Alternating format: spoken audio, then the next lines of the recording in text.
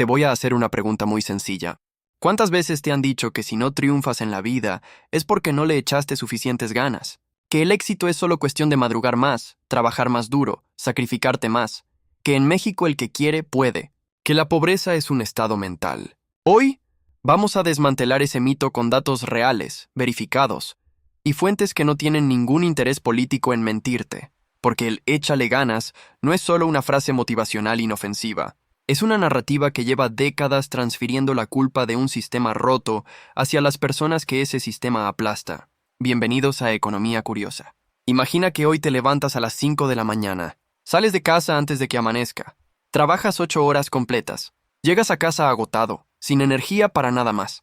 Y al final de ese día, tienes en tu bolsillo 314 pesos. 314 pesos. Eso es exactamente lo que gana al día un trabajador mexicano con el salario mínimo vigente desde enero de 2026, según datos oficiales de la Comisión Nacional de los Salarios Mínimos, la CONASAMI. ¿Le echó ganas? Absolutamente. ¿Le alcanzó para vivir con dignidad? Eso es lo que vamos a analizar hoy, con calma, con números, y sin pintarle rosas a nadie. Primero los datos duros sobre el dinero. Ese salario mínimo de 314 pesos diarios equivale a unos 9,420 pesos al mes. Y sí, en términos nominales el salario mínimo creció de manera notable en los últimos años. Entre 2018 y 2025 se triplicó. El Financiero y la CONASAMI lo documentan claramente.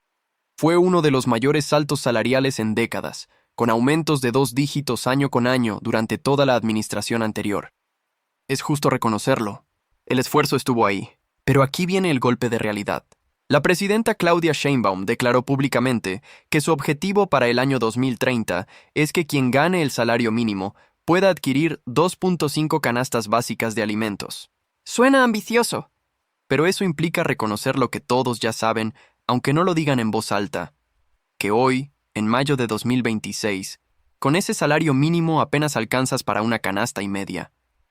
Una familia de 4 personas que depende de un solo sueldo mínimo simplemente no puede cubrir todos sus gastos básicos.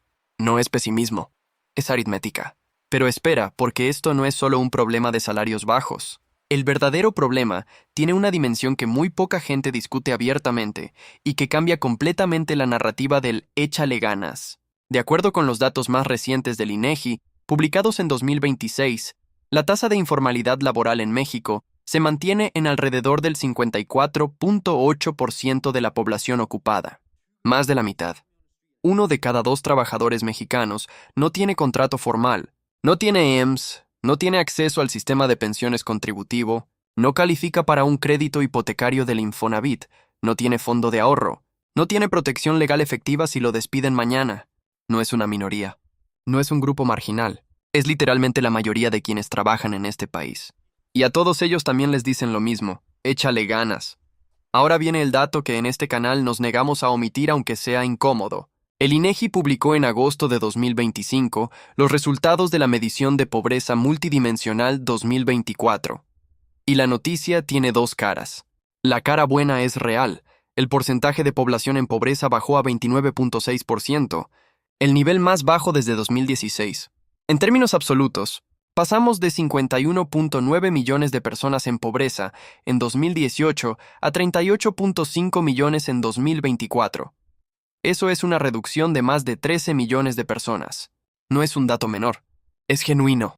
Pero aquí está la cara que nadie quiere ver. 38.5 millones de personas en pobreza. En el país número 15 del mundo por tamaño de su economía. 38 millones y medio de personas que, en muchos casos, trabajan de sol a sol y aún así no alcanzan el umbral básico de bienestar. El Banco Mundial, en su informe Pobreza, Prosperidad y Planeta 2024, ubicó a México entre las 49 economías con alta desigualdad de entre 166 países analizados, con un coeficiente Gini de 43.5. El umbral que usa el Banco Mundial para clasificar una economía como altamente desigual es 40. México lo supera con comodidad, y aunque hay avances en los números agregados, los economistas de la Universidad Iberoamericana, del Centro de Estudios Espinosa Iglesias y de México, ¿cómo vamos? Coinciden en algo fundamental. Reducir la pobreza no es lo mismo que crear movilidad social real. Y ahí es exactamente donde México tiene su talón de Aquiles más profundo. Déjame explicarte por qué con un estudio que sacudió al debate público en 2026. El Centro de Estudios Espinosa Iglesias, el CEI, que desde hace años es la referencia más seria en México sobre movilidad social, publicó los resultados de su semáforo de movilidad social. El hallazgo es contundente. El 65.7% de los hogares que estaban en pobreza laboral en el cuarto trimestre de 2024 seguían exactamente en esa misma situación un año después. En el cuarto trimestre de 2025, 2 de cada 3 familias pobres no lograron salir de la pobreza en un año completo. Gonzalo Hernández Licona, director del Observatorio Social del CEI, lo resumió así. De los 11.9 millones de hogares en pobreza laboral hace un año, 7.8 millones seguían en pobreza laboral un año después. 7 de cada 10 hogares atrapados, no por falta de esfuerzo, por falta de condiciones. Y la pobreza laboral, por si no queda claro, no significa vivir en la extrema miseria. Significa que el ingreso de tu trabajo no alcanza para comprar la canasta básica alimentaria. 3 de cada 10 mexicanos están en esa situación hoy, y la mayoría de ellos simplemente no pueden salir solos. Pero todavía hay más. Porque el CEI también publicó en 2025 su informe de movilidad social más reciente, basado en encuestas nacionales. Y lo que encontraron habla de una desigualdad que no se hereda solo en dinero, sino en posibilidades mismas de vida. Si eres mujer y naciste en pobreza, tienes estadísticamente menos probabilidades de salir que un hombre en exactamente la misma situación. No porque trabajes menos, sino por cómo el mercado laboral, el sistema de cuidados y las estructuras sociales están organizados. Si naciste en el sur del país, en un hogar muy pobre, tienes 3 veces menos posibilidades de salir de la pobreza que alguien que nació exactamente en la misma situación económica, pero en el norte. No porque el del norte le eche más ganas, sino porque nació en otro lugar del mismo país. Y hay una tercera barrera que me parece especialmente cruel, porque golpea a quienes menos opciones tienen al inicio de su vida laboral. Si tu primer trabajo fue informal, sin seguridad social, sin contrato, tu probabilidad de acceder después a un empleo formal se reduce en 37.1%. Permanentemente. Una sola circunstancia al principio de tu vida laboral, muchas veces completamente fuera de tu control, te persigue para siempre en las estadísticas.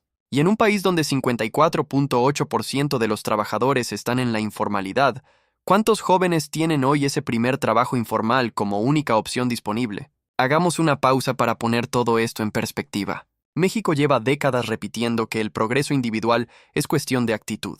Libros de superación personal, discursos de graduación, frases en redes sociales, cultura popular entera construida sobre la premisa de que si fracasas es porque no quisiste lo suficiente. Y mientras tanto el INEGI, el CEI, el Banco Mundial y la OCDE documentan año con año las mismas barreras estructurales que hacen que el esfuerzo individual, aunque real y valioso, no sea suficiente para la mayoría. Y la ENIG 2024, la encuesta de ingresos y gastos de los hogares más reciente del INEGI, lo muestra en números muy concretos. El 10% de hogares con mayores ingresos en México concentra el 30.3% de todos los ingresos del país, mientras que la mitad más pobre, los deciles del 1 al 5, acumula apenas el 23.3%, más del doble de concentración arriba que abajo. Y aunque hay mejora respecto a años anteriores, la brecha sigue siendo enorme. Hay también una brecha de género grabada en esos mismos datos. El ingreso que recibieron las mujeres en 2024 fue 34.2% menor al de los hombres, y el gasto de bolsillo en salud creció 41% en 6 años, porque cuando el sistema público de salud no funciona bien, los más pobres terminan pagando de su propio bolsillo lo que debería ser un derecho garantizado. Entonces, ¿qué hacemos con toda esta información? Lo primero es dejar de confundir el esfuerzo individual con la política pública. El esfuerzo personal importa. Absolutamente.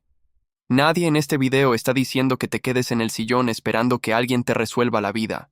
Pero el esfuerzo individual funciona de verdad cuando existe un piso mínimo de oportunidades, cuando la educación pública tiene calidad real, cuando la salud no depende de cuánto tienes en la cartera, cuando el primer empleo no te condena al sector informal de por vida, cuando nacer en Chiapas no te ponga 3 veces más lejos de salir de la pobreza que nacer en Monterrey. El problema del échale ganas como discurso nacional no es que sea completamente mentira en todos los casos. Hay personas que con esfuerzo enorme logran superar condiciones brutales. Eso es real y merece todo el respeto del mundo. El problema es que ese discurso se usa sistemáticamente para desviar la atención de las fallas del sistema y depositar toda la responsabilidad en las personas. Cuando alguien no sale de la pobreza, el sistema le dice que no se esforzó lo suficiente. En lugar de preguntarse qué barreras estructurales lo impidieron.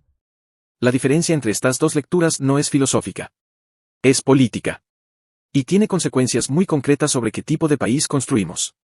México tiene hoy 38.5 millones de personas en pobreza. Tiene más de la mitad de su fuerza laboral en la informalidad. Tiene un coeficiente de desigualdad que lo ubica entre los más altos del mundo. Y tiene generaciones enteras atrapadas en una trampa donde el lugar de nacimiento, el género y el primer empleo determinan en gran medida el futuro mucho más que el esfuerzo. Eso no se resuelve con más motivación. Se resuelve con educación pública de verdad. Con salud universal que funcione. Con formalización laboral real. Con inversión en regiones históricamente abandonadas. Con políticas fiscales que redistribuyan la riqueza de manera efectiva. Con instituciones que creen pisos parejos para todos. El esfuerzo en un sistema justo puede llevarte lejos. El esfuerzo en un sistema profundamente desigual puede no ser suficiente sin importar cuánto lo intentes. Y decirle a quien nació con grilletes en los pies que perdió la carrera porque no corrió suficientemente rápido no es motivación. Es crueldad disfrazada de sabiduría popular. En Economía Curiosa creemos que entender los problemas de raíz es el primer paso para cambiarlos. Si este video te hizo pensar diferente, compártelo. Porque la primera forma de cambiar algo es dejar de mirarle solo la superficie. Nos vemos en el próximo video.